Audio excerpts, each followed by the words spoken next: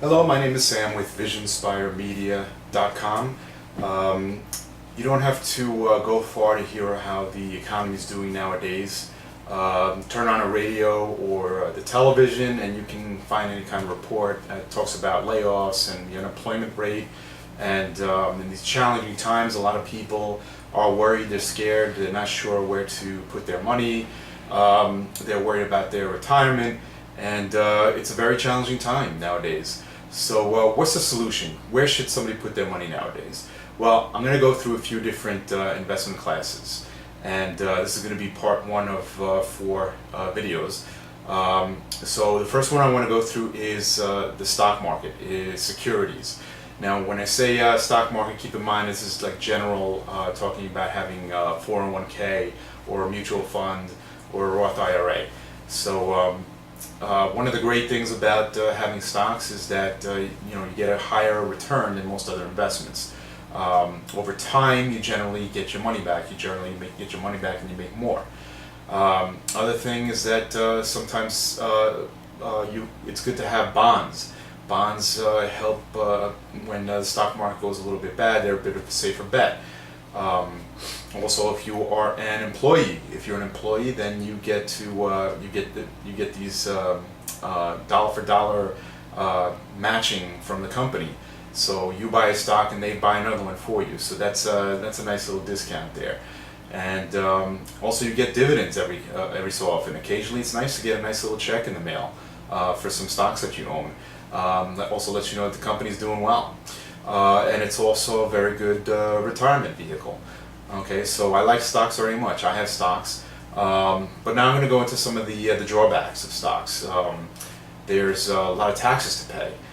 When you collect from your 401k, when you turn 65 or whatever, and you start playing canasta in Boca Raton, then you're going to have to pay Uncle Sam his share, and he takes out quite a bit. Other thing also is that even if you have a 401k, a mutual fund, Roth IRA.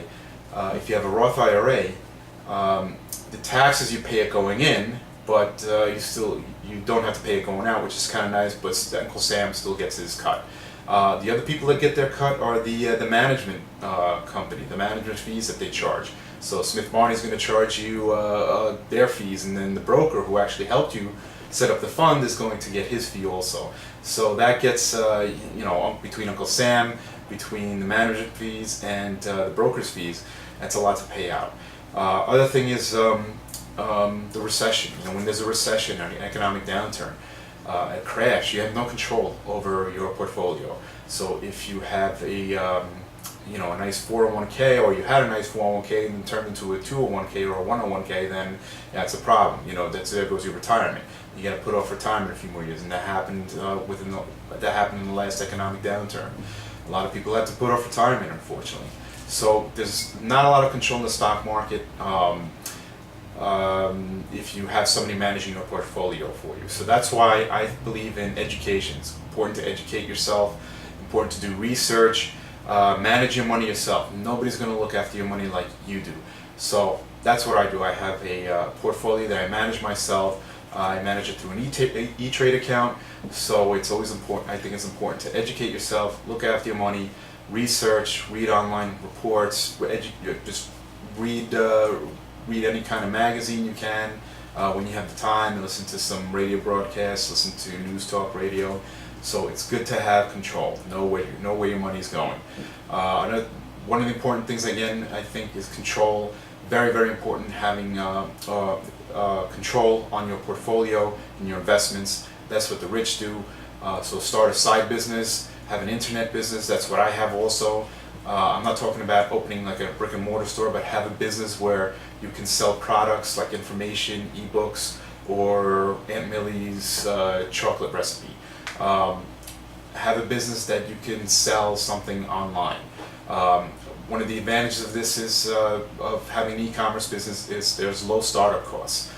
So if you're somebody who's doesn't make very much money, you have some money put away, but you would like to put some money in something that that can get you some income. Then put the money into an e-commerce account, e-commerce business. You don't have to know a lot about computers, and it can even make you money while you sleep. But you have somebody like me or an e-commerce developer or web designer, web developer set up the site for you. They're pretty easy to set up. They don't take too long.